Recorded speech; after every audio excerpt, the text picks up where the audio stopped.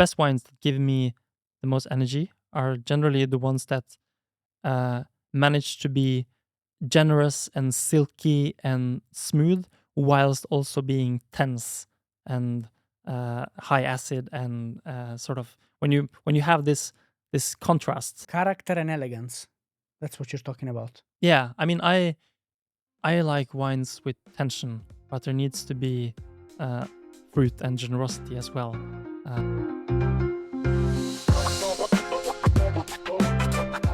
DayOff was born from the simple idea of a bar conversation during a day off, with the goal to understand great people, the choices they've made, and their mindset. And with this approach, we are able to split the person from the personality. If you do enjoy the work we're doing here, hit the subscribe button and become part of the DayOff podcast community. Nikolai, welcome to your day off. Thank you very much for having me. It's a pleasure. I'm really happy to have you, man. You know why? Because as an Italian-born man, we were born and raised with the concept of wine, which is a very broad topic, really. Yeah, for sure. And a bit of a different angle than a Norwegian coming into the wine world, I guess. That's right. So it is a massive topic. Wine is being consumed around the world for many years, many decades. I think many hundreds of years, if not thousands. Even. Thousands, yeah. And nowadays, it's more popular than ever in many countries, right? However, with its popularity, there are also a lot of misconceptions about it. So, as a sommelier, and I'm going to talk a little more about your journey, your professional journey later on, but let's dive straight into it, shall we? As a sommelier, what are the biggest 3 wine misconceptions that you ever heard? Sure. I mean, I think there's a few. And the first one that I have is maybe more of an opinion that I have. And it is that I think that everyone can train to become a good wine taster. I don't think it's an ability someone's, born with, or that I or any other sommelier are born with a nose that is particularly gifted. I think it's something that requires a lot of focus and a lot of repetition, and sort of the ability to have your own system, and to sort of memorize the information that you acquire from tasting. And so it's about having a structure. And would you agree with me that to become a great taster, you also need to be consistent in applying a methodology? First of all, having a methodology, because many people lack that, and then applying that methodology. Yeah, I mean, people come from it from different angles. So I started studying wine at a very young age. I was like 19, 20, and I was very interested in wine, but I didn't know a lot about it from before, really. So when I started doing the WSET level 2, which was my first course, then I really had no of these kind of misconceptions to unlearn. But a lot of people in my class, they were twice or even 3 times my age, and there's a lot of sort of unlearning to do. But there's some great tasters who are very like intuitive, and they they don't write very structured notes, but they're still super knowledgeable for some reason, and very good at it. I'm more of the structured kind, who sort of thinks about the grid and trying to sort of put my experiences into a system, if that makes sense. In a minute, I want to know more misconceptions. But first of all, I think I need to bring up something you just said, which I think is super interesting. You said in the classroom, there were a lot of people who were older than me, and for them, there was a lot of unlearning to do. Yes. Interesting. So can you expand a bit more on that? What do you mean when you say some people have a bit more of an unlearning to do before they can learn wine properly? Well, it. I guess it aligns nicely with us talking about misconceptions. Okay. Generally, people think they might have a misconception about say a country say like Italy, you're from Italy, and they, most Norwegians, they view Italy as the wines of maybe 𝒟𝒶𝓎𝗙𝗙 or Veneto generally, and Piedmont, but they don't, consider the full They don't spectrum. know the whole story. No, so and they talk about well, I like French wine over Spanish wine. Okay, are you talking about Beaujolais or Sauternes, or are you talking about Rioja, or It's like night and day. yeah. Right? No, and then and just like concepts like a wine being dry or sweet, or what is high acidity, what is low acidity. It takes a while after you start training to become a good taster to sort of calibrate your palate so that you are sort of in line with what is correct. And so for me, not having because if you're 60 years old and you've been drinking wine throughout your life without like studying it, and without sort of adjusting your palate and your sort of calibration, then inevitably you will sort of veer off from what is sort of the correct way. And no one is 100% at this. And when I'm studying for a competition or an exam or something, I will taste with people who are better than me, and they will correct my tasting notes, and I try to get as close as I can to 100%. And then if I'm sort of in the off season, then I will glide a bit away from the perfect score. But we're humans. Of course we are. How do you decide if someone is better than you? Because now you said I will do this with someone who is better than me. Did you mean someone who I respect professionally? That's probably what you meant, right? Not necessarily better than you, because how do you really measure that, right? I mean, my career has been fairly short. In the last 2-3 years, I mean, I can probably say that I'm at this point a good sommelier, but for the most part Scratch probably. but for your words. For the most part of my career, I've been a very young and quite inexperienced sommelier, to be honest. So I just mean, tasting with people who are masters of wines, master sommeliers, and people who are way more experienced than I am. And I'm lucky to have at this point many friends who are twice or three times my age, who have a lot more experience. And if I'm blind tasting 20, 30, 40-year-old wine, then they will inevitably be more precise in in finding the right vintage, and sort of understanding the wines of that era, just because of my younger age and my lack of experience in tasting wines from that era. That makes sense. I know exactly what you mean. I don't think it's only a matter of experience. I think it's an interesting angle though. But I think it's a matter of finances as well. Because if you were a multi-millionaire, you will buy all these 30, 40 years old wines, 6 of them, and then you'll be tasting them and memorize them.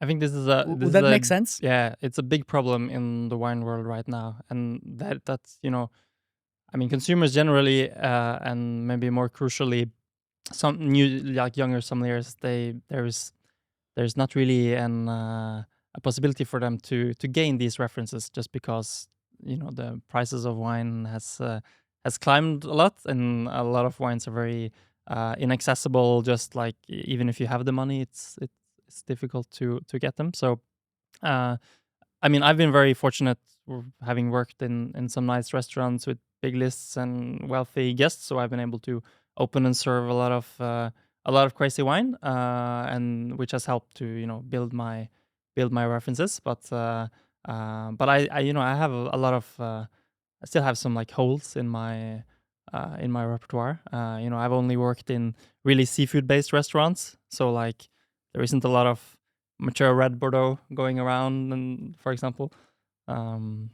yeah, so it's a big problem. And I think sommeliers today really need to use every opportunity to gain those experiences and to travel as much as possible, and maybe go and work at a winery for a few days and really um, Get their hands dirty. yeah, because things won't just sort of appear in front of you. That's right. That's right. That's music to my ears, man. So, Nikolai, you came to my radar a couple of years ago, I think, when we met for the first time. I think, was it 2 years ago? When you were working as a head sommelier at 𝒟𝒶𝓎𝗙𝗙 in Trondheim. Correct. Super sexy restaurant, amazing food. And you came to my radar because I love the wine pairing. And now that's not something I can say often. You know why? Because I'm a very particular diner with a particular diet. I'm not the only one, of course. But so I follow a plant-based diet. And at 𝒟𝒶𝓙𝗙, you guys prepared, when you were working there, a plant-based menu. And you had ready for us a wine pairing with the dishes. And I was very impressed. I loved it. Happy to hear that. Thank you. Yeah, because it was not pretentious. It was simple, to the point. I don't know. I had a really good experience. So that's why you came to my radar. And then when I was complimenting you behind your back with the people at my table, so Øyvind and my girlfriends, then Øyvind, who is the bar manager at 𝒟𝒏𝓙𝗎, he started bragging about you. And he's like, the best sommelier in Norway, 3 years in a row. Was it 2022, 23, and 24? 23, 24, 25. So even this year already. There you go. So 3 years in a row. And then I was like, okay, if one day I'll have a podcast, I want to invite him. No, I didn't think that, but that came to mind some time afterwards. Yeah. Not all restaurants cater to, or maybe you know more about that than me, but to vegan diets. But I think always the chefs at 𝒟𝒏𝓙𝗙 always does a great job at that. And absolutely fantastic. But the whole hotel is, yeah. And you Next said that it level. was not pretentious, which I really appreciate hearing, because looking at the dining room, it can maybe come across as a bit stiff and pretentious. So I think really the task of being in service on that floor is to sort of lower the shoulders of people and to make them relax and feel comfortable and to bring a good vibe into You were super chill, and so was the chef and everyone. It was great. It was great. I recommend everybody going to eat there. Me too. But then you moved to Oslo afterwards. You started working with champagne, which we're going to cover later on. But the reason I introduced this dinner I had and how I met you, it's because I wanted to introduce competitions, because that's where I learned that you competed and you won Best Norwegian Sommelier 3 years in a row. So in terms of competitions, right, how do these wine competitions look like exactly? What is the structure? I mean, there is kind of a structure, but there's always a degree of surprise, or an element of surprise. So it's quite complicated to prepare for it, because you don't know what tasks you're gonna be able to do, and you're probably gonna waste a lot of time studying things that will not come up. But there's generally a theory section, maybe 60 questions in 60 minutes usually. Is it like multiple choice or open questions?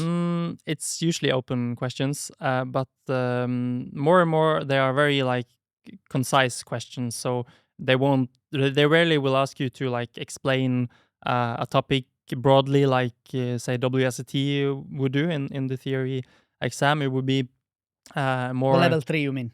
Level 3 exam. Yeah, or especially like level 4 is a lot about like Diploma. using your understanding to kind of discuss a topic. Here it's more like what are the sub-AVAs of the Willamette Valley, or these various specific things.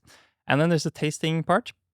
So this is all written, by the way, which will generally involve wine, but can also involve cider or beer or spirits or seriously, or I don't know, cocktails. I've had to blind taste cheeses a few times. So So it can really be anything. I mean, it could be soda for that matter.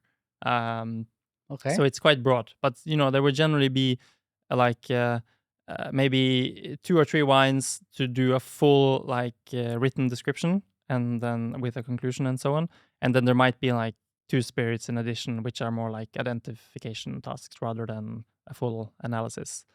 So you had to do a bit of spirits reading as well. Yeah, and it's Okay. I'm very very much been focused on wine. So all these like other topics are always the most challenging for me. I should probably ask to do some session with you training for my next competition. Easy. Yeah. No, and then I give you 2% discount because you're a friend. Lovely. I'll bring you some wine. 5% discount. Yes. No, and then sort of the maybe the best like 10 candidates from these first tasks, they go through to the semifinal, where the tasks become more oriented around service. So you'll have various, wine service tasks, pairing wine and food. Maybe you have to make a cocktail even. Which I don't appreciate having to do, but I do my best. And there can be many different tasks. There's usually some more tastings and so on. Alright. And they're getting more and more creative these days. So the task could be like organize a wine trip to this and this country. On paper. Yeah. While you have 5 minutes to Debrief. to like explain your where you would go and present it. Present it. Exactly. Makes sense. Yeah. What kind of discipline does it take to compete every year and to win every year, or almost every year? So I've been writing a training diary for more than 5 years at this point. Okay. So I like, I'm very much focused on the next thing. I don't really, I don't plan like 5 years ahead. So like right now I'm training for the Nordic competition, which is in 3 months from now. And I sort of I know what I know from before, like what knowledge I have, and I know what I don't know, and I know what didn't go well last time, and I sort of make a list of everything that I need to sort of cover in my the next 3 months of training. And then you sort of make a calendar and you structure it so that you make sure that you cover everything you wanted to cover in that time. And then I sort of keep track of all the time that I've spent training and all the. Do you have it on your phone or on paper? Yeah, just on my phone. On your phone. Yeah, it's. I mean, like, it's. Do you use Notes or Google Calendar? What do you use exactly? I just use Notes for this. Notes. Yeah, and I started doing this because I'm not sure if you know him. He's called 𝒟𝒻𝓙𝗢. He runs 𝒟𝒻𝓙𝗢𝗙 in like a wine bar and a 1 Michelin star restaurant in Stavanger. So he's been the coach for the national sommelier team for the last years, and during COVID he like called me and asked if I wanted to become part of the team, and he like recommended me starting to like structure my training this way. So every month I've been sending him the diary of the previous month just to sort of keep me accountable. But how does, sorry, I want to understand exactly how this calendar looks like. So let's say, of course, you have different dates and I guess deadlines and points you have to cover, things you have to cover, right? Yeah, I mean, I keep the calendar and the diary quite broad, so it might just say Bordeaux, but I will know what I what I covered. But it's I mean, it's basically just a list of, say, I don't know, 40 topics that I want to cover, and I see, okay, I have this much amount of time, and I try to like allocate them 2 days in my calendar where I have time to do it. But it's a flexible calendar, so if I'm able to do more than I had anticipated one day, then I will try and do that. And if absolutely, and sometimes I'm not able to cover everything that I want to do, but you make sure you cover it. the next day or next week or so. Yeah, absolutely. But you know, See, the that's more discipline. but the further I sort of go on this journey, the more knowledge there is to retain as well. Yeah. So there is a lot of like repetition, and it can be a bit I don't know, can get a bit tedious at times. But regarding discipline, like I've sacrificed a lot of weekends and social gatherings and so on to do this. And I've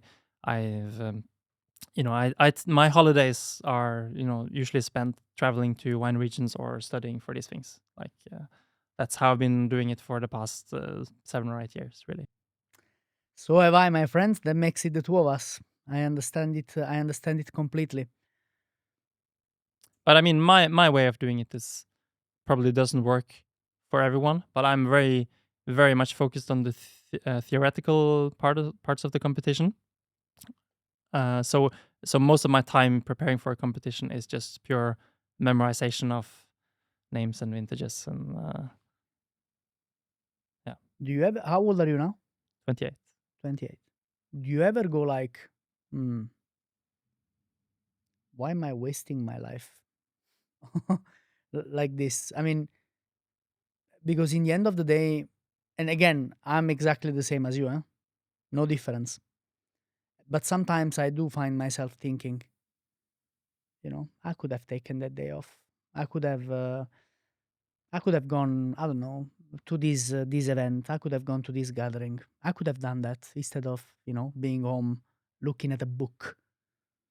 I mean, I think about it all the time, to be You honest. do, right? Yeah, and I've Yeah. been Because you can't buy time, right? No, you can't. I've been contemplating quitting this game for many years. Like There you go. I almost quit a year ago, but I'm very proud of in those situations to be able to sort of yeah, to pull myself together and to sort of push for the next thing, because it has not always been easy No. to keep going. But I see sort of the outcome of this work. I mean, it's I would never be have the job I have or know the people that I know if I didn't put in this work. Or I get to travel a lot and visit amazing people, and it's all because of that I managed to put in all this work. Absolutely. But I think I'll tell you something I went through myself, right? So I work with spirits, right? And there was a period, and still now it is like this. It's just that I learned to control it a little more. Where in the summer, right? If I have to take a week off, for me that week off, and then I have to travel somewhere. For me, that week off means traveling somewhere where there is some sort of distillery that I can go and see, right? Yep. So I can make content, or I can visit, I can taste something new, I can understand and learn. Man, I'm not joking with you. There was a period of my life, a very long period, literally years, and still now is a bit like that, where if there is no distillery, I won't go there. Because Yep. but you know why? Because I don't see value. Otherwise, it will just be a holiday. What am I gonna do? Lie on the beach for 3-4 days and do nothing? I can't. I'll feel useless doing that. I need to feel like I'm doing something useful. No, I agree. With me, it's like there either has to be a winery or a restaurant, There you go. and if there's not one of those things, then I'm not that interested, to be honest. Yeah, you're not spending money to go there and basically get nothing back, right? No. Is that how you see it yourself as well? Yeah, for sure. I mean, these days I've become very much interested in things like coffee and tea and so on. So as long as there's something vaguely gastronomic, then I'm usually good, and I'm really trying to become more Normal. relaxed and to and moving to Oslo has, I think, helped with that, because there's more concerts and there's more people, and it's easier to stay active doing other things than just sitting in your apartment and reading books. Do you think we're doing it right? I Honest, mean, honest answer. yes, I think so. I'm very deliberate in how I work in my job and in my competition career.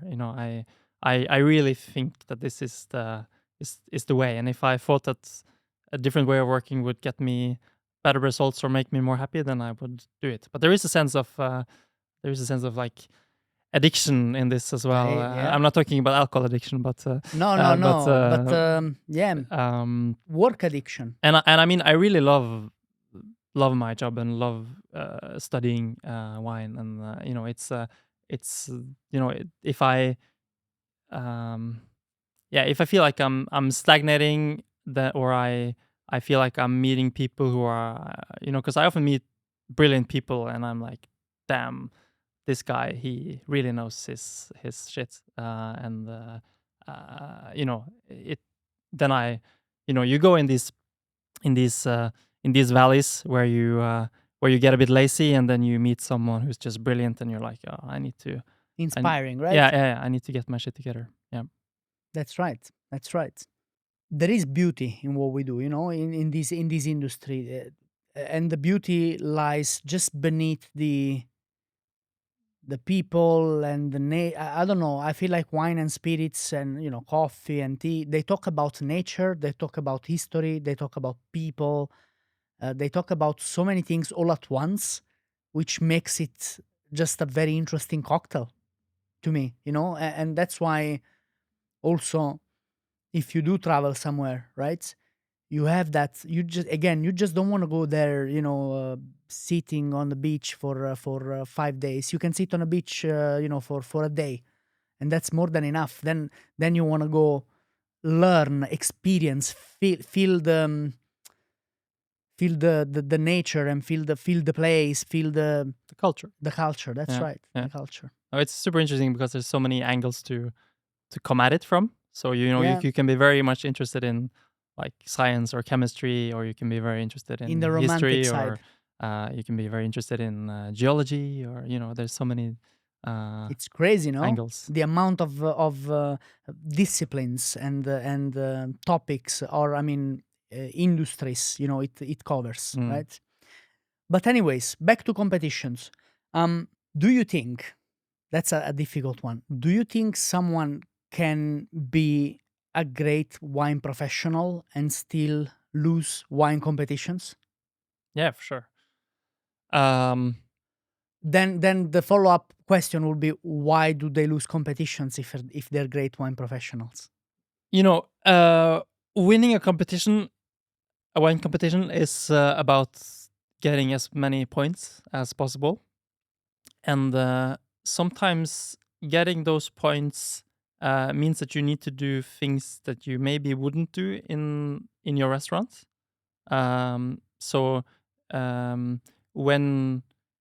Because specifically service in wine competition is generally very old school, and in the modern world there aren't really a lot of old school restaurants, and there aren't a lot of, there's less and less white cloths, there's less and less like tableside decanting, and we're not so much concerned about serving this gender before this gender, or walking around the table in clockwise and so on. No, yeah, that's not anymore a thing. It is a thing in some restaurants, but in a lot of restaurants it's become way more casual than that. And I think that's interesting. I think that's a good thing generally, because it's makes less pretentious, and it makes people more relaxed. So you need to sort of to win a competition, you need to specifically train for that sort of setup. I think my service style is generally quite relaxed and a little reserved. I at least try not to take up too much space in the room. You're a tall guy. I'm a tall guy, but you I'm should chop your legs I'm off. quite skinny as well. Yeah.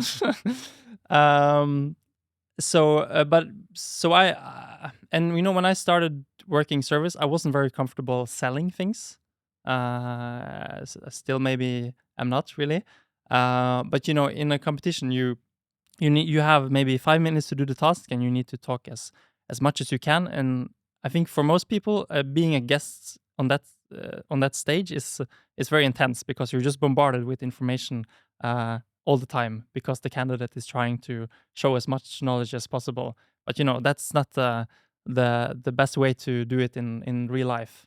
So I think a big challenge for the organizers of competitions these days is to try and make the competitions more closer to real life. Yeah, exactly. And I think they've done well in that recently. They can still do more, but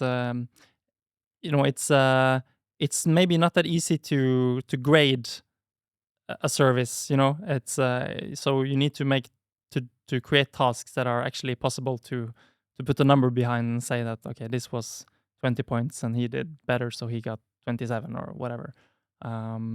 But and there's a lot of great sommeliers who do not pursue competitions, and I think some sommeliers kind of look at it as a bit of maybe even a pretentious thing to do competitions, and I think it's doing competitions requires at least a small sense of ego.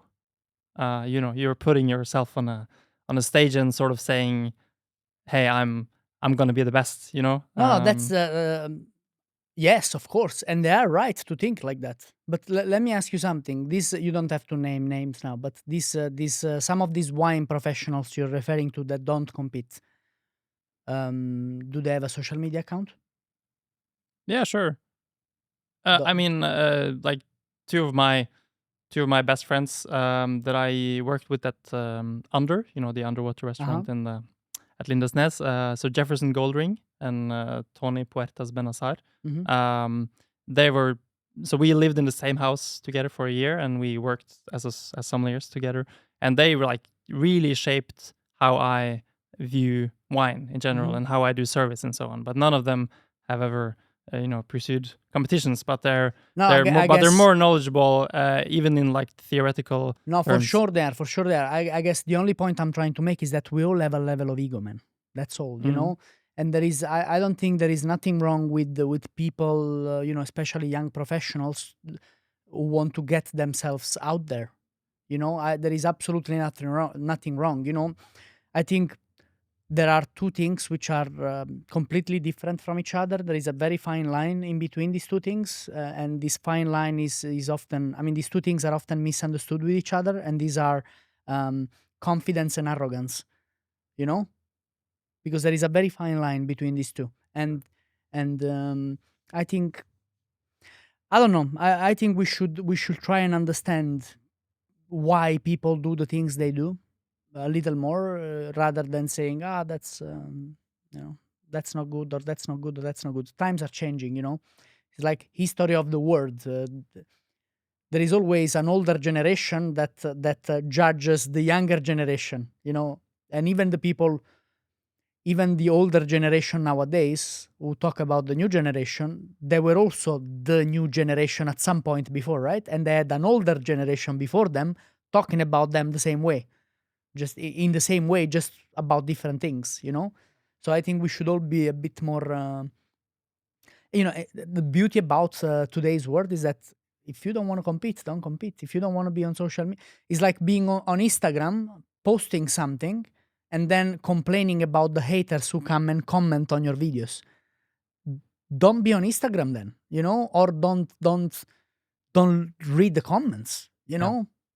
It's like it's all about action and reaction, right? If you take an action and you want to be on social medias, then you have to expect a reaction too. Yeah, sure. Would you agree with Yeah, this? yeah, absolutely.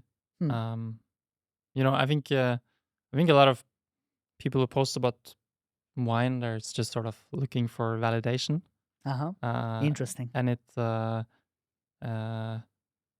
it kind of, I think it's made people more and more similar to each other, because people become afraid of drinking the wrong thing or like having the wrong opinion.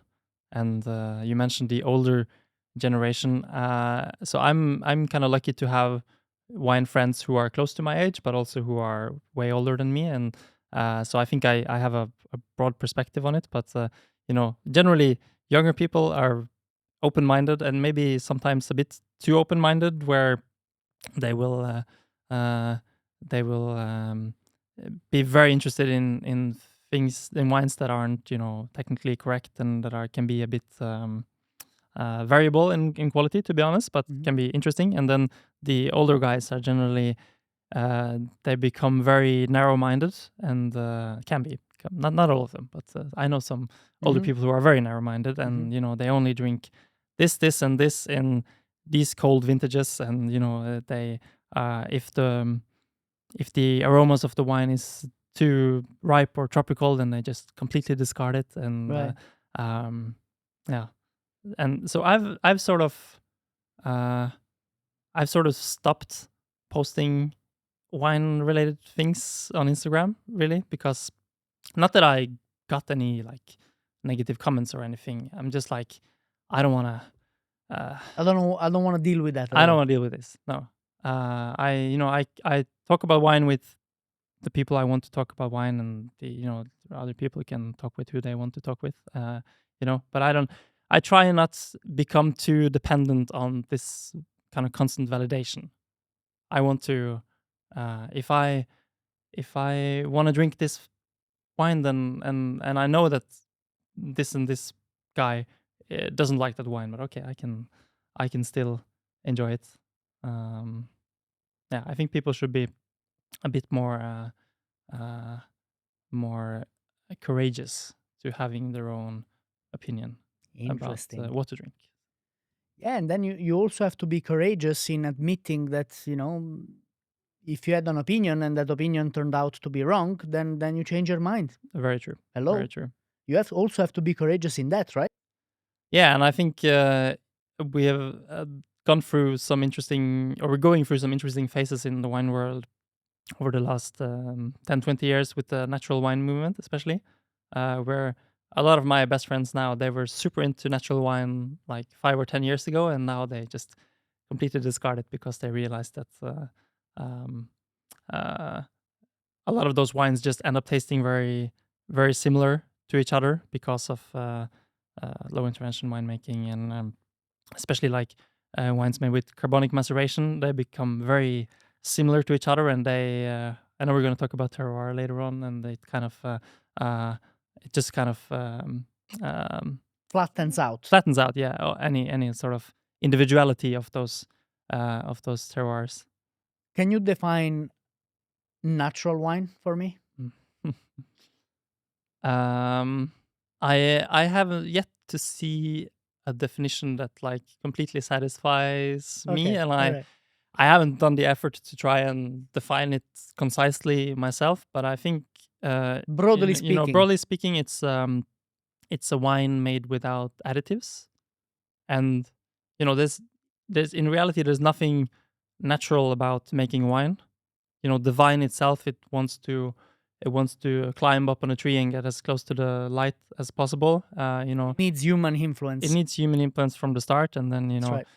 in the winery there you can be very much low intervention in that you're not adding yeasts, and you're not filtering it, and you're not filing it, and so on. But it still requires some human action.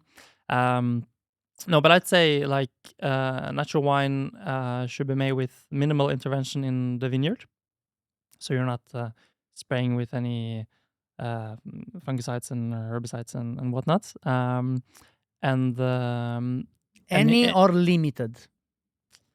Because that's the thing, right? Is natural wine a legally defined term? No, it's not. And I think that's the problem. When I define, to be honest, when I think of natural wine, I think more about how it's made rather than how it's made in the winery rather than how it's made in the vineyard, because natural wines have what I view as natural wine has more of the traits because of low intervention winemaking rather than how it's made in the vineyard. Because you can use as much chemicals as you want in the vineyard, and you can still do a spontaneous fermentation and to not control anything, and you will end up with a wine that can be unclear and can seem like a natural wine, even though it's the vineyard work hasn't been all that sustainable. All that's natural, No. really. So I'm generally more like naturally interested in wines that have low intervention in the vineyards.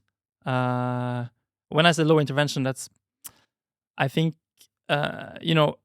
viticulture is super important, and the ones who are the best at it, they do a lot of work in the vineyard. So low intervention is probably not the right thing to say, but the people who are smart in terms of uh, um,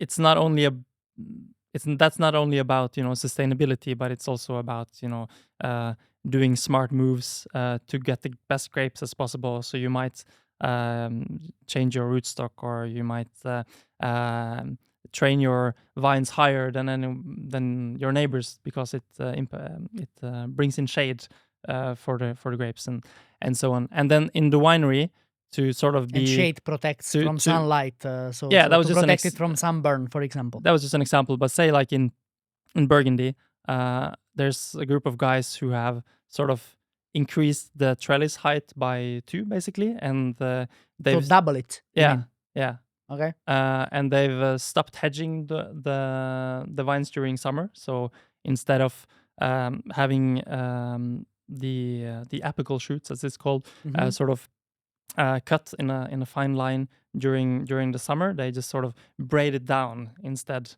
to basically retain more sap flow and energy in the vine.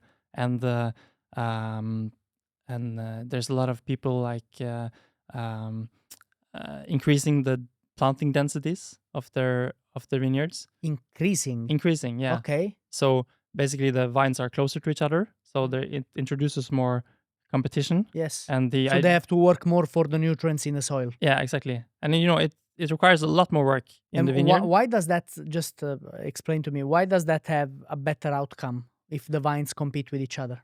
So basically, if the vine has too much space and too much nutrients, it kind of becomes lazy, and it focuses its energy on just becoming a large Quantity rather than quality. yeah, and it focuses a lot on the vigor of the vine, so on the green parts of the vine.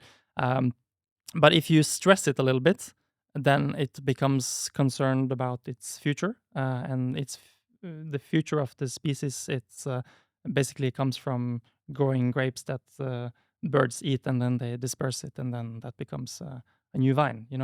So it focuses its energy on growing the fruit. That's and beautiful. It's beautiful. But there is a balance there. You don't want to stress it too much. No. But basically, what these guys in Burgundy are achieving by this is low yields of small but very concentrated grapes, which can make interesting wine. And this is not necessarily the answer for every grower and for every scenario, but it's an interesting development. That's a quite recent one. Is it? No? If it's interesting. No, is it quite recent?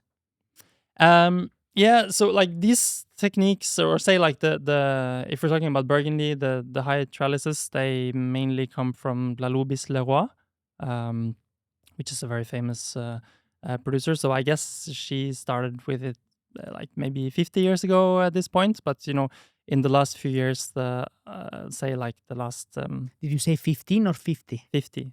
50, 50. Yeah. Okay. I could be wrong, like, but More or less.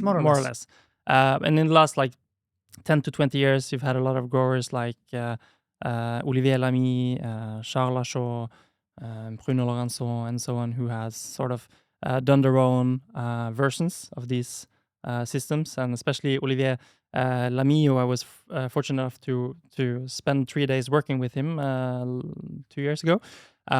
He's done a lot of work on increasing the planting densities. Mhm. But it can seem a bit counterintuitive, because the climate is getting warmer. So you'd think that maybe it would, if you're gonna do adjustments to your viticulture, it might make more sense to be inspired by places that are warmer, say like the Rhone Valley, where the planting densities are much lower. But I don't know. He seems to get amazing results by by increasing the Yeah, competition. let's say this is a system and it has to be contextualized to where we are. to Yeah, where yeah, you yeah, are, for sure, for right? sure. It's because it's all about what kind of grapes, what kind of conditions, what kind of style you want to achieve, and what kind of terroir, whatever that means. Okay. And it's like if you're doing this kind of viticulture, you might have to press the grapes like this. But if Mhm. you're doing high density, high trellis viticulture, then you will get more skin compared to So you'll get a to thicker skin. you will get a thicker skin, yeah. And Therefore, for you reds, might need to that means more tannins, more color. yeah, So and you you need want to have a to lower extraction or exactly, a more gentle extraction. exactly. Makes sense. Makes sense. Yeah, terroir. Terroir. Terroir. I know you're very into French wines, which is a shame. Still young though. You might still change your mind one day and go to their better neighbors. I don't know. Ah, but you are half French or something like this? I'm not half French, but I have Oh. my aunt is married to a Frenchman, so I have Right. some French influence in my upbringing. Yeah. What can I say, Nikolai? Nobody's perfect. No, I mean, No, jokes aside. I like to think that I'm quite open-minded about wine. I think You are. the older I get, the more. I mean, it's not deliberate, but I think I'm getting a bit more old and boring, to be honest. You think so? Yeah, I think so. You're not boring. Oh, I don't know, but when I first started working in 𝒟𝒶𝓎𝗙𝗙, I made some decisions on the pairing. Like I'm not gonna like for a year almost. I was like I'm not gonna use Riesling. I'm gonna prove that I can uh, that I can sort of manage without these things. So I kind of set these limitations for myself, and I try to be very open minded. And I think I made some interesting discoveries, and hopefully I was able to curate some nice experiences for our guests. But then, after a year or two, I was like, I kind of returned a bit to the classics, and I maybe got a bit more safe in my choices. And for the first 5 years of buying wine, like for my own consumption, I almost never bought the same wine twice.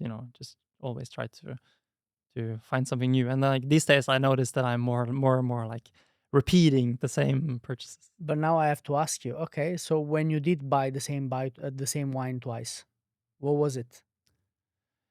I mean, you find these sort of things like these regions or these producers. Like the things that I bought the most of is probably 𝒟𝒙𝗙𝗙, which is a small appellation making Syrah in the northern Rhone of France. So there's like 4 or 5 producers that I try and buy every year. They're not that easy to get hold of, so I might buy 1 or 2 bottles of each producer if I'm able to, and certain champagnes. That's probably like my repeat purchases mainly. Nikolai, let's talk about terroir.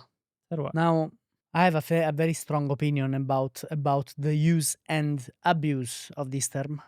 I want to know what you think. Is it overly abused as a term? Or has it become, rather than a descriptor of something, has it become more of a marketing term? I mean, yes and no. I mean, I really believe in terroir, but I think there's a lot of lazy applications of the terms, or applications where you're just saying, yeah, uh, you're not like um, you're not actually understanding what the terroir is. You're just saying that there's something specific to this place without actually naming the influence of the soil or the influence of the climate. What Or does it mean? I mean, Once and for all. a bit like natural wine, there isn't like one agreed upon definition, but I would say that it's sort of the sum of the Combination of several things, which are soil, uh, climate, um, aspect. So like the where it's the gradient of the slope, um, aspect, where the vineyard is facing, the direction the vineyard is facing, and at what angle. and at what angle. Yeah, and so the exposure and things like altitude and latitude influencing how. So if you're at a high latitude, you will have longer days in the summer. For instance, if you're at lower latitude, you will have shorter days in the summer. And yeah, just like a combination of all these factors. But you can also factor in wind and Proximity to the sea or lakes. Yeah, all these So these bodies factors. of water, all of this. Okay, so that's terroir. That's terroir, and maybe the problem is that a lot of people only think about terroir As as the the soil. soil. Yeah, which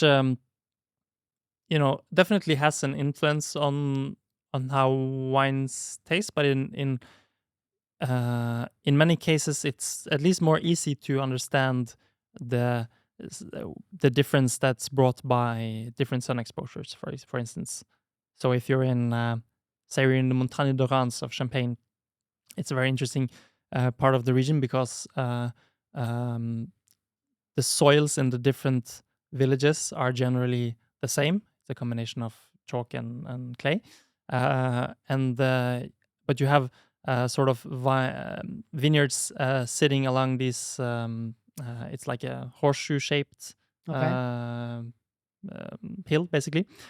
So you have the same soil, and the only major difference is that the sun exposure changes, and the difference between the south-facing and the north-facing vineyards are very Big. discernible, even though the soil is the same. And That's why terroir cannot just be described as soil. Okay, good. But let's dive into this for a second, right? So, okay, a combination of all these factors which determine how the grapes will grow and ripe, basically, right? Mhm. But then there is human influence as well, right? And here is where I disagree with many of these descriptions of terroir. Because to what point can human influence in the winery influence these grapes and the flavors and aromas and sugar content and acidity developed during the time in the vineyard? So until what point can we influence these grapes and still call it terroir? I mean, is there a threshold we can't go above? You know what I mean? Yeah. No, it's difficult to set. Do you understand where I'm coming from with this? Yeah, absolutely. Yeah. But it's difficult to set a specific threshold, and I think people might disagree in where the threshold might be. They will definitely disagree because it's subjective, isn't it? Because some people will say, okay, so if you influence the grapes to the point that, I don't know, it just improves the final product, then fine, But then I'm like, okay, then you start applying this technique and this technique and this technique and this technique, and that sort of adds flavors that you wouldn't otherwise have in the grapes, I think there's a trade-off between trying to make the wine that the most truly reflects your terroir, and sometimes that doesn't perfectly align with making the best possible wine. That's right. Exactly. Okay. Yeah. Good. So a lot of maybe winemakers, especially, they really try to downplay all the work they're doing, even though they're super knowledgeable and doing a lot of amazing things, which is improving their wine. But it's not so sexy to talk about. That's it. Yes. All the technique. I'll tell you something. There is a very similar thing in cognac, and I'm very opinionated about this. Because if you take cognac, it's made from grapes. Typically, they'll be using Trebbiano, Uniblanc, right? Which is not the most aromatic and interesting variety in the planet, as you know. So they'll be using that. But then cognac, it's fermented, great, so it's wine. Then it's distilled. And then it's matured for at least 2 years. And then after the maturation period, you are also allowed, not all the producers do it, but you're also allowed to add additives in it. And the oak used to mature cognac doesn't necessarily have to come from cognac. In fact, I think none of it comes from cognac itself. So I'm like, and the oak flavors impart a very big chunk or contribute with a very big chunk of the final flavor profile of the final product. So I'm like, okay, logically speaking, if a big chunk of these flavors doesn't come from the raw material itself, why are you still talking about terroir? Like, where is the line here?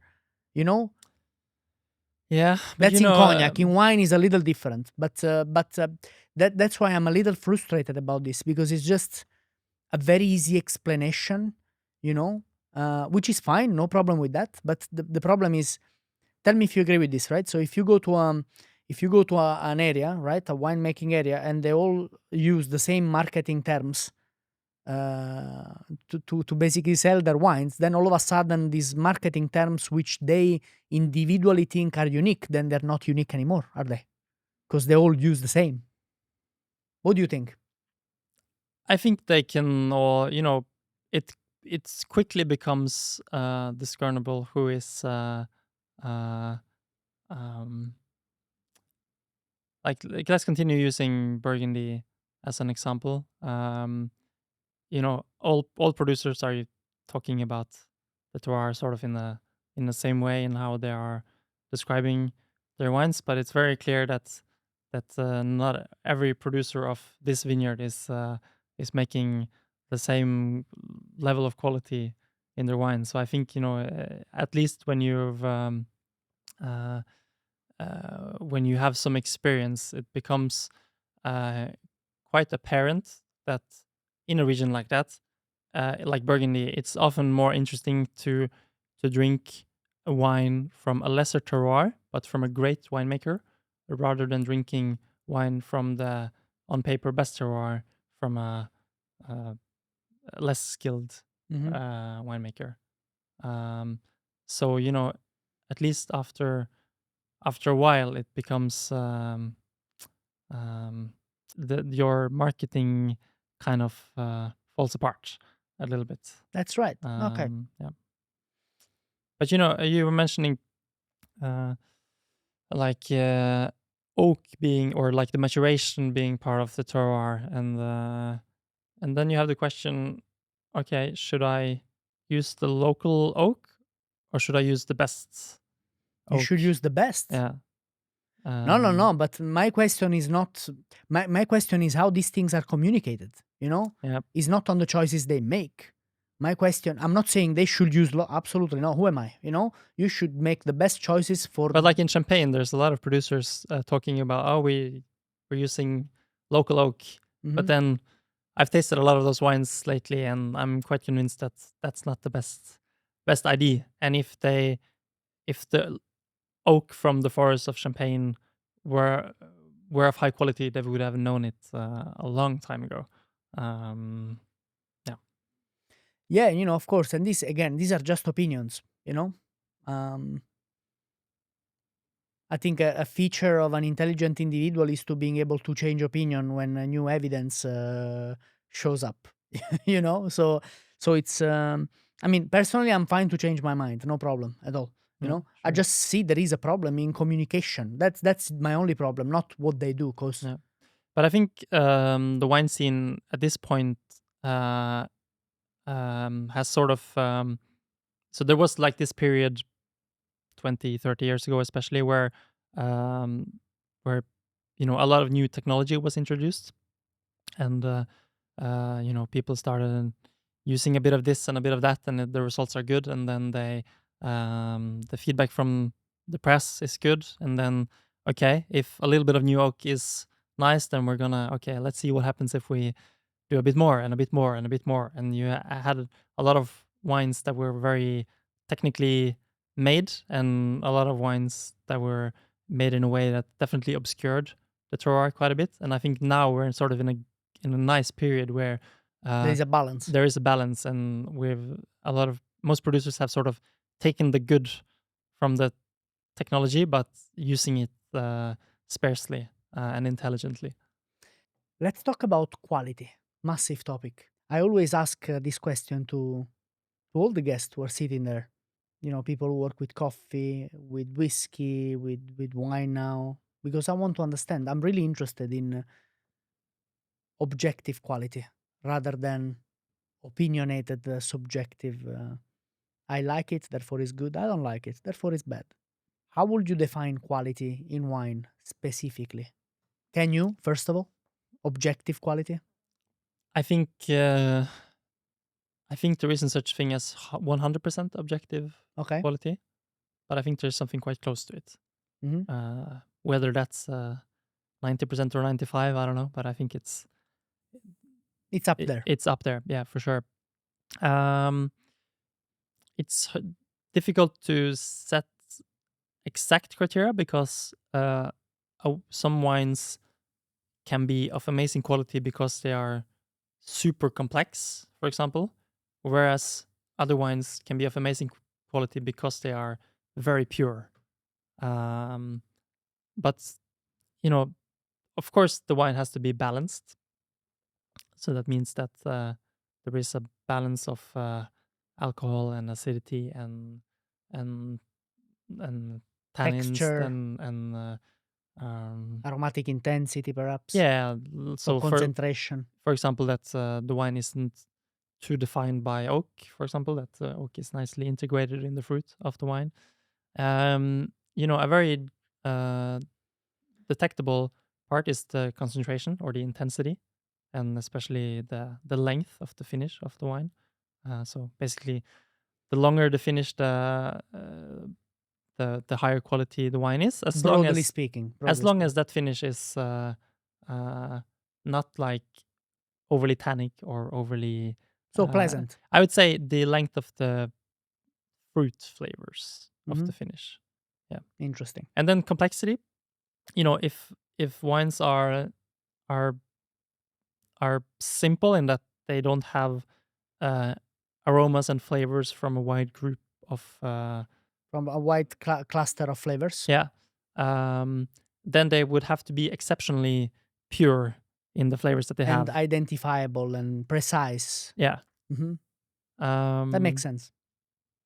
So it's like saying, okay, either you have a lot and it's a lot. You have a good amount of complexity, meaning different clusters of flavors, right? Tropical fruit, citrus, stone fruit, perhaps secondary flavors and tertiary, if not.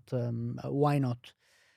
It's either that or just stone fruit and citrus fruit, but some floral notes maybe, but those better be very well defined and pure and Yeah, and then is that what you're saying? yes, it is. And I think when you start tasting wine and learning about wine, people are generally very focused on the aromas of the wine, and then the more experienced you become, the more focused you become on the structure, because at the end of the day, Going to drink that wine.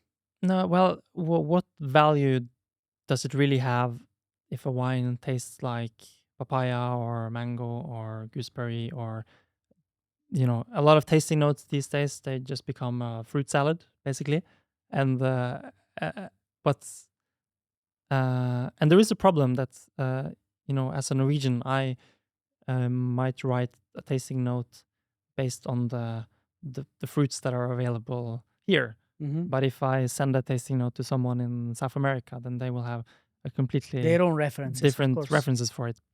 But I think the most important part about understanding wine quality is the quality of the structural elements and the mouthfeel and the texture of the wine. And those things are more universal, or there's a more universal language for it.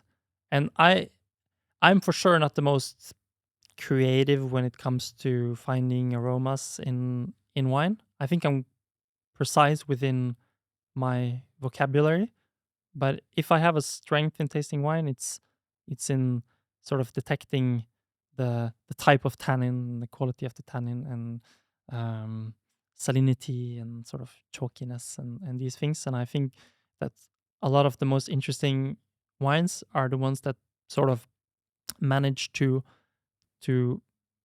structurally um, sort of do two things at once. So a lot of the best wines that give me the most energy are generally the ones that uh, manage to be generous and silky and smooth, whilst also being tense and high acid, and sort of when you have this contrast. Character and elegance. That's what you're talking about. Yeah, I mean, I like wines with tension, but there needs to be uh, fruit and generosity as well. And whether that wine tastes of lemon or orange or strawberry, that's not really, as long as those fruit flavors are pure. I think the structural elements is the key for wine quality. But I saw there's a new launch at the Monopoly tomorrow, and a lot of journalists have been going around tasting wines for the last few weeks, and I just saw a tasting note yesterday where basically one journalist gave it the same wine, a very high score, and another one from a different newspaper gave it a completely rubbish score, and those are both two very good tasters, but who clearly have a different opinion on that wine, and maybe on wine in general. So there is Yeah, there but is a sense of objectivity, but Yep. there is also a sense of subjectivity. Well, Nikolai, shall I say this very unpopular opinion now? This very unpopular thing to say, that you also need expertise. So it's about who is tasting the wine. Are you able? I mean, first of all, are you able to detach what you like subjectively from being objective? Are you able to do that first of all? Because that's one thing that should define a professional. Really, it's not about what you like; it's about what's the right thing to do professionally, right? And then, do you have the right expertise? Have you been this is in whatever industry, I think, right? Do you have the right expertise to be able to assess that wine? How are you feeling today? Are you able to detach yourself from the argument you had with your partner at home? So you need to be able to do all these things, and also, yes, often we say yes, but if I taste it, if I taste the wine and you taste the wine, we're going to have two different tasting notes. Yes, because you have been studying wine for X amount of years, and you've done this, and this. I started last week reading two blogs, or I'm writing now for this newspaper because I know a guy who knows a guy. So I started writing for this publication. You know what I mean? It's a lot about who does what, right? Absolutely. And Which brings me to my next point. But go ahead, finish what you wanted to say. no, I think when you read tasting notes, you need to look at who is writing it, and That's what I'm saying. you need to find the journalist that sort of that your preferences the most align with. At least if you're looking for like recommendations. I read a lot about of tasting notes from various journalists, and I know that 97 points from that journalist may not mean as much as 93 points from another journalist, and so on. So you sort of need to calibrate the tasting note against the the author of that note. Um, and uh, people in the wine world, and maybe especially in Norway, most people are a bunch of sheep following the advice from maybe, One or two people, yeah, exactly, who are publishing things on Instagram or or on or in newspapers. newspapers. Yeah. Do you Um, think that will ever change? no, probably not. I think it. Zero hope. No, I think the world has become more and more about uh, following a set of influencers, and I don't know. I doubt that this will change. I think that a select few are just gaining more and more influence. And I mean, a lot of those people are really amazing, amazing wine professionals, and have um, great recommendations. But there's only so many things they can recommend, and I think a lot of great wines are sort of lost in between those recommendations. Why do you say there are only so many wines they can recommend? Do you think because they're biased, or because Well, I mean, if you're a journalist, you have maybe one article per week, and you right? maybe there's I don't know how many, it's like more than 30,000 products in the wine monopoly at this point.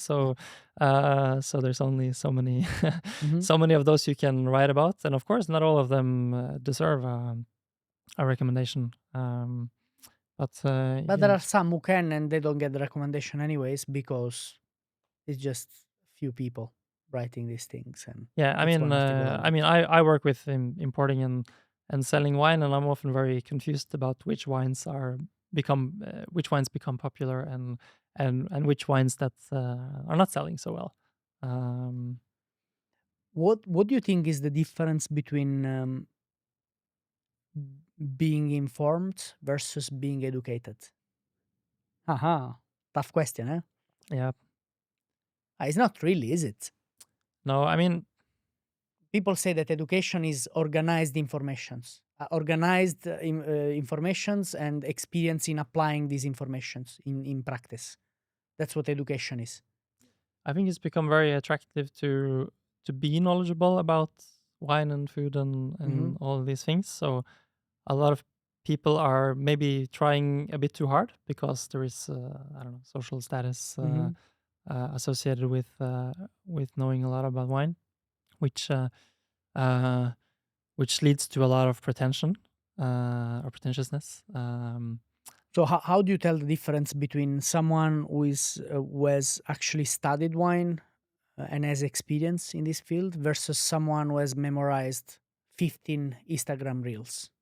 I mean, it's the ability to to focus on the things that are actually important, I guess. Uh, Okay. so what I find funny is when I see people like writing the WSET Hmm. notes on Instagram, sort of as their. Hmm.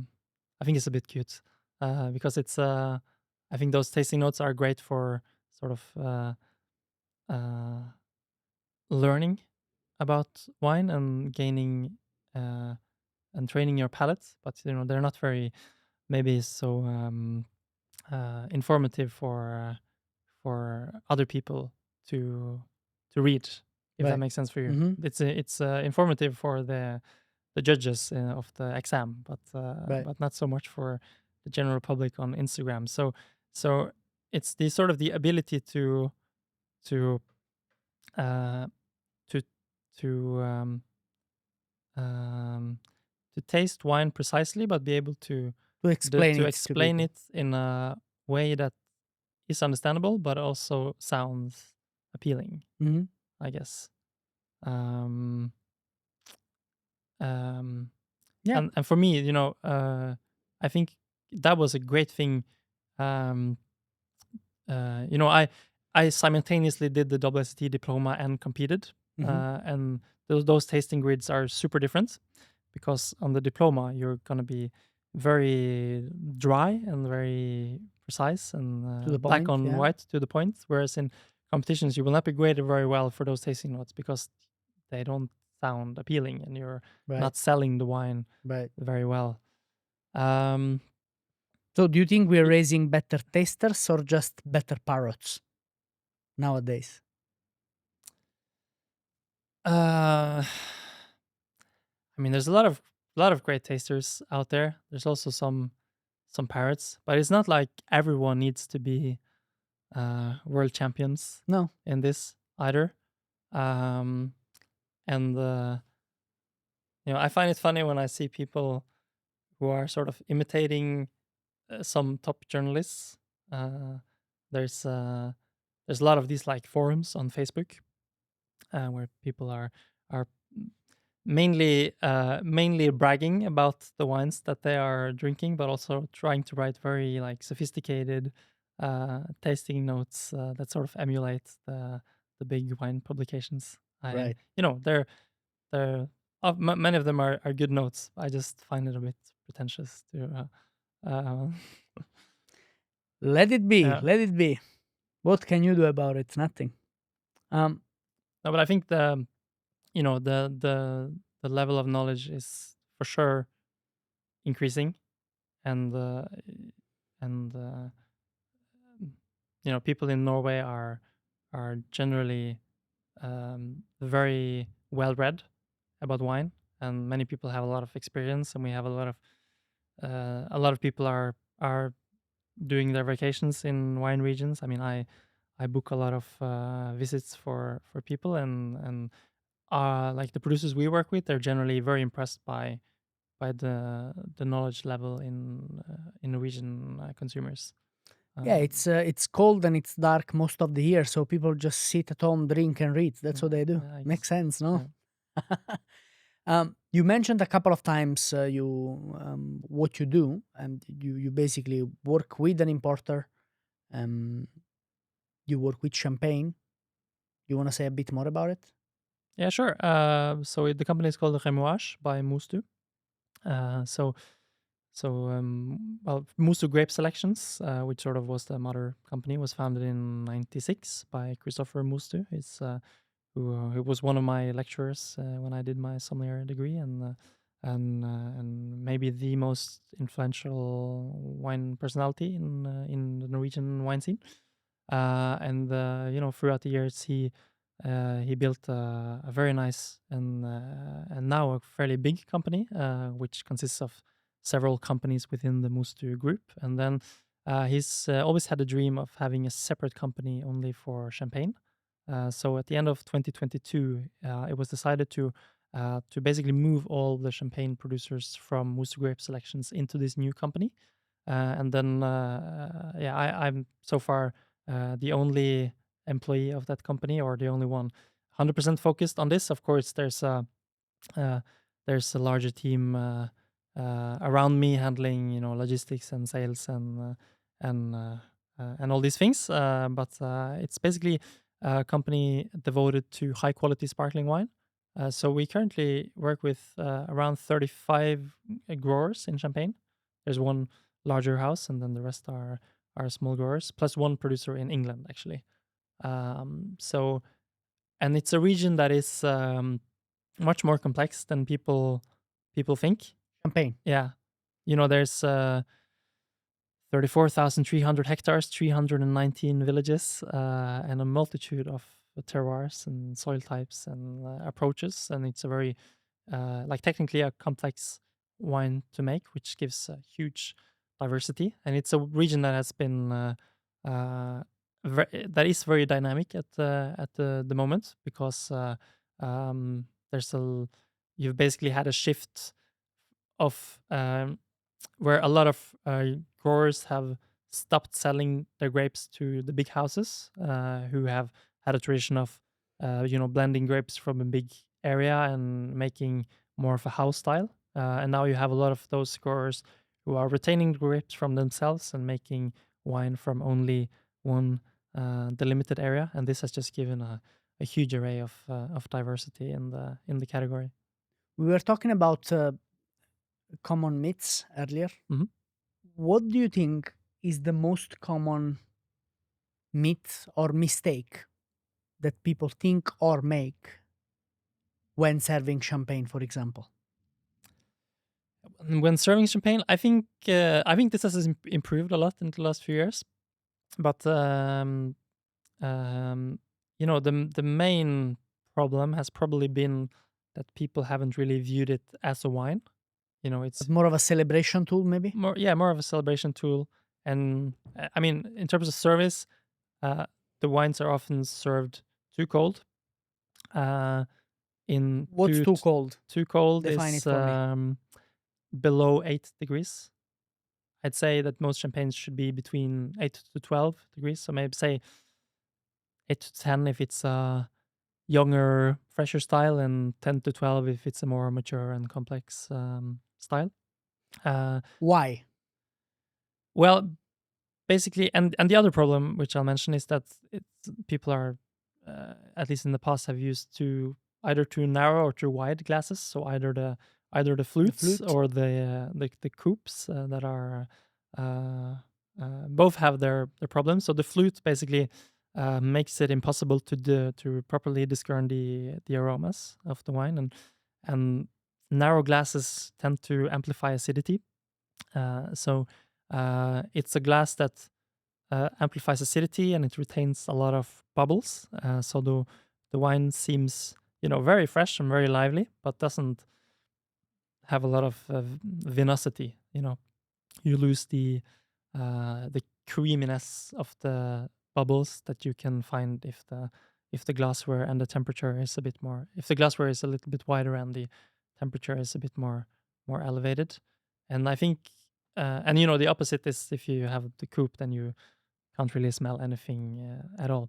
And yeah, I think the main problem is that people haven't been viewing it as a wine that comes from grapes and comes from a place, and um, if made and served properly, champagne, I think, is one of the beverages that most precisely shows its terroir. And if you start tasting champagnes from different parts of the region, I think that becomes quite clear. I was talking about sun exposure earlier, and different soil types and so on. And it's really more complex than people think. The other problem is that people have underestimated how food friendly it is and how versatile it is. When you were a guest in 𝒟𝒏𝓎, I think you had maybe three champagnes in your pairing, and I like to use it a lot, and it's generally much more versatile than any other. Yeah, you said. I group think of that was the beverages. first time I tasted a champagne made from 100% Meunier. Yeah. Don't remember where it was from. It was Yeah. delicious. Yeah, it was from the Marne Valley. Right. Yeah. Yeah. Delicious. Absolutely delicious. You were talking about temperature. Why? So you said for younger, fresher styles of champagne, 8 to 10 degrees is fine. You want to serve it a little colder.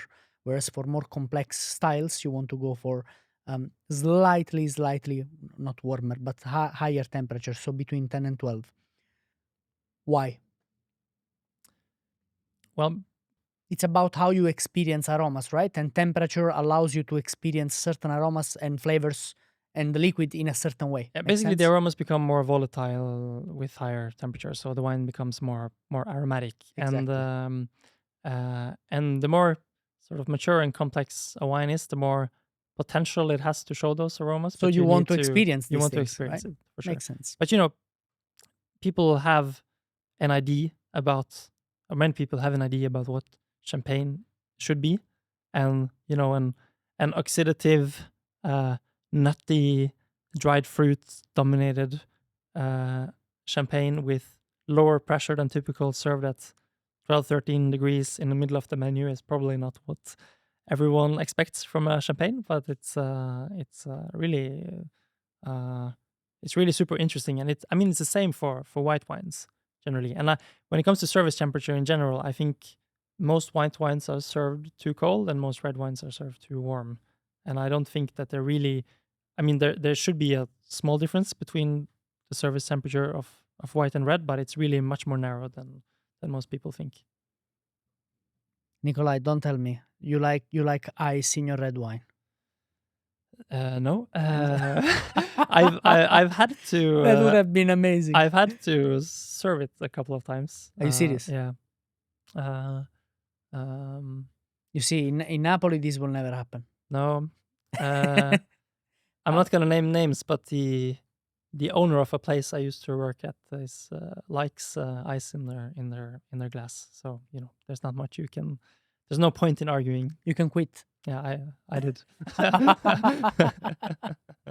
All right. I've done it once with sparkling wine on a plane. I think that's the the only time I've You've had. done it once with sparkling wine on a plane. Yeah. I Okay. probably shouldn't have said that. I'm No, embarrassed now. But That's it's okay, man. We all made mistakes. Yeah. The most important thing is Uh, to learn from our mistakes and grow. I was young. Beautiful, beautiful. We were talking about food and wine, right? And I have a sort of a, I don't know, since I've been into wine, and it's been recent, couple of years, maybe a little more. I go to wine bars, right? And I go to restaurants, for example, and I look at the wine menu, and they have the producer, sometimes the region, the country, and the vintage. Usually, that's how they build a wine selection. I'm like, so now I understand what this means, right? But what about the people who didn't study wine, right? Who don't know what this region produces or this variety produces or who this producer is? Because sometimes they don't even mention the variety. They just mention the name of the producer, the vintage, and the region. Couldn't we make it a bit more simple for people? Depends on the wine list, I think. Right. I think the way you structure the wine list is crucial, and it's very deliberate in many restaurants. I think there becomes there is if you have too many wines, then there's only so much you can do to structure it in an easy way to understand the styles. But there's a lot of examples now where instead of organizing wines by country and region, they're more saying, maybe they're putting all the Chardonnays together, for example, or like Yeah. Loire Valley and Loire Valley influenced wines. I think 11 Madison Park in New York, they have structured it more like that. So it's like Cabernet Sauvignon and Bordeaux inspired wines, and you have your Bordeaux and your Napa Valley wines and so on, sort of put together, which I think can be a good idea. I guess what I was referring to is the fact that, well, many cocktail menus, for example, right? So you open them and they have like a tasting notes and well, not tasting notes, but 3, 4 words or 5 words that tell you more or less what the cocktail is like. You know what I mean? And that will make it so much easier for people, I think. Yeah. Instead of, I don't know, having to Google what does AVA mean, and what is this? I think most Conowara? obviously wine lists are written by sommeliers, and sommeliers going to restaurants, I think, generally prefer the old school wine list, as most wine lists are today. But I mean, Do you see my point? I see your point for sure. But I think I think if your wine list is short and concise, then that is a good idea. But once you have 1,000 references, then it becomes a bit messy. And when I've seen those sort of tasting notes or like descriptors, they're not always like super precise either for the wine. So it requires a bit of precision in that regards. But no, I agree. I agree with you. I think it's what's the best. In the end, you agree with me. Okay, so what's the best thing? What's the best thing to do if I go to a restaurant, I open a wine list, and I have no fucking clue what I'm seeing? I'll talk to the sommelier. Right. I think only that's the only, or Google. Yeah, I think the expertise in restaurants these days is generally quite high, and their task is to explain these things to you. So be honest about what style you're looking for. Some maybe not everyone knows exactly what style they're looking for, but I mean, most sommeliers are more than happy to help guide you to make your decision. And at least when I worked in restaurants, my goal is to make you happy. So if you're not happy with the wine, I'd happily replace it, or I try to be very generous with the things I served by the glass as well. So we can try a bit of this, and if that wasn't your thing, then we can. Has anybody ever try something ordered a else. super expensive bottle and then you opened it and then they drank half of it and they said they didn't like it? Yes, it has happened, and there's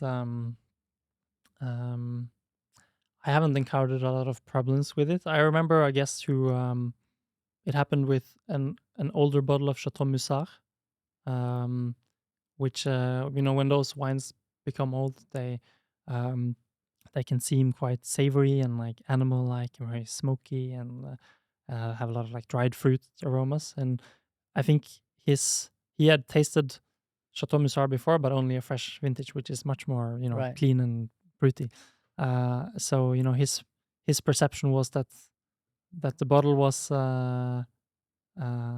faulty, but it was pristine, but It was just in developed, yeah. very developed. Yeah. Right. But you need to try and explain these things in a polite way, and usually it works Usually out. people listen. Yeah, I've had a few instances where I've had to take the loss just to make them happy. make the dining room seem like a happy place. But you try to. It's something you definitely try to avoid.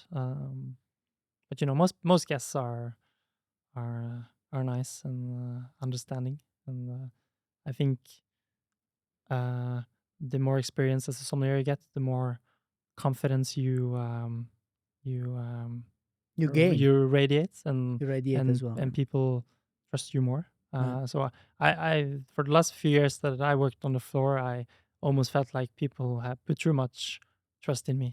It's a nice position to be in.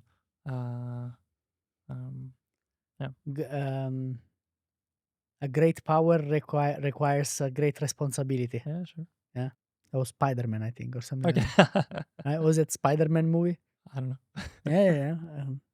I've prepared some quick Q&A questions, right? And it's just straight answers. Bam, bam, bam. Are you ready? Okay.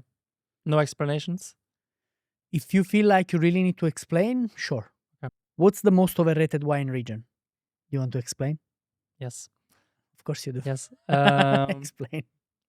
So, objectively, I think there's a lot of great wines made in Chablis. For me, they're not that interesting, and I think it's maybe it's at least one of the regions that has been most affected by climate change. In that the wines have many of the wines have lost their typicity. They used to be very high acid, very mineral, very sleek, and today they very often seem more like copies of Central Burgundy, where they're more horizontal in texture and they're a bit more creamy. So I think if I was born 20 years earlier, then I probably wouldn't say it. But like today, I just don't. I think it's a very interesting place. What's the most underrated wine region? The Loire Valley. Ooh, that's a good one. Napa or Montrachet? Montrachet. Of course, you'll say Montrachet. German or Australian Riesling? German. Cabernet or Merlot? Cabernet. Syrah or Grenache? Syrah. Brunello or Barolo? Barolo. Burgundy or Bordeaux? I'll say Burgundy. Maybe tomorrow I'd say Bordeaux, but today I'll say Burgundy. Pinot Noir or Cabernet Sauvignon? Pinot Noir. To be in line with the answer you gave before. Yeah. What's the best winemaking region in the world? Champagne. I gotta live the brand. Apart from Champagne? Apart from Champagne. If you had to pick one. Only one. No, for me, probably Northern Rhone. Beautiful, huh? Yep. It's what I have the most of in my own cellar. So there you go. What's the best wine you ever had?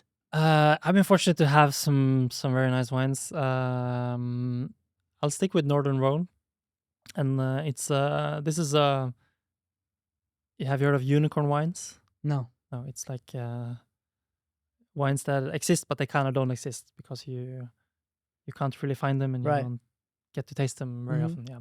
I was lucky earlier this year to taste a wine called 𝒟𝒏𝓙𝗙𝗙, which is like a special one-off cuvée, or a special cuvée done by a producer called 𝒟𝒏𝓎𝗙𝗢𝗙 on the hill of 𝒟𝒏𝓙𝗙 in the northern Rhone. So it's a family that has, I mean, it's in the 16th generation now. So they've been going since the 17th, no, sorry, since the 15th century. And this was the 2000 vintage of like a special cuvée that has only been made 9 times since 1990 until 2020.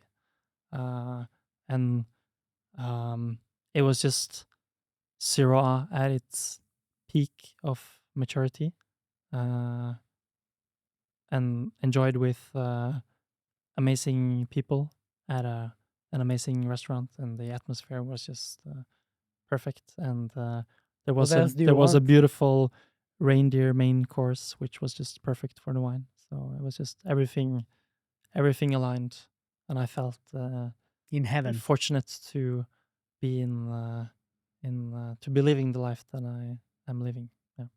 That's something, eh? Let's tone it down a little bit. What's the worst wine you ever had? We can actually stick to the same grape variety. Have you ever had sparkling Shiraz? I think I have, yes. Okay, do you know? But it's been too many years ago. Okay, so Maybe in Australia. yeah, it is. Yeah, It's it's an Australian yeah. style. So it's basically sweet, sparkling red wine with tannins and oak and. But we have a similar thing in Italy. It's called Bracchetto. Have you yeah, ever heard of it? Yeah, but that is very different. Okay. Yeah. It's this has like 14 degrees of alcohol. Bracchetto is like I It's don't know, lower. 6, Yes. 7, 8 Yes. around there, and it's much more fruity. And I like Bracchetto, but this is just like a. This is just It's just like a collision of different things. Very complex, but not very enjoyable. if I wanted to become a sommelier, what are the first steps I should take?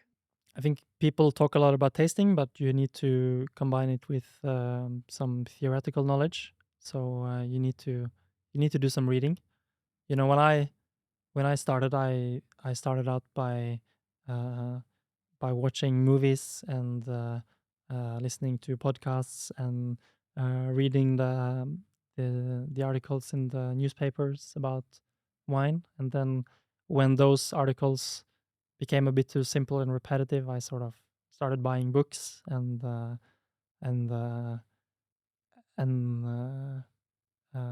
yeah, sort of going for more advanced knowledge. And I view learning about wine, and this is probably true for many topics, sort of as a never-ending circle that you're trying to expand in all directions. And many people today are like very focused on one thing. So say they're very focused on I know some people who only drink champagne, for example, like no white or red wine. So their circle is very imbalanced. It's all in one place in champagne, and you lack the sort of the point of reference for other regions. So I've always tried to learn a bit about this and a bit about this and a bit about this and a bit about this. And the next time I come back to a region or a topic, then I try to increase my knowledge there, and I kind of just try and widen this sphere or whatever every time. And then you need to be curious, open-minded, and you should try and make some friends who have your same passion. Both because it's fun, but because you will share experiences and you will gain more perspectives. And you should also travel. I think many sommeliers, you know, there's a lot of like wine trips going around. So like importers will invite sommeliers to join a trip, which is absolutely amazing.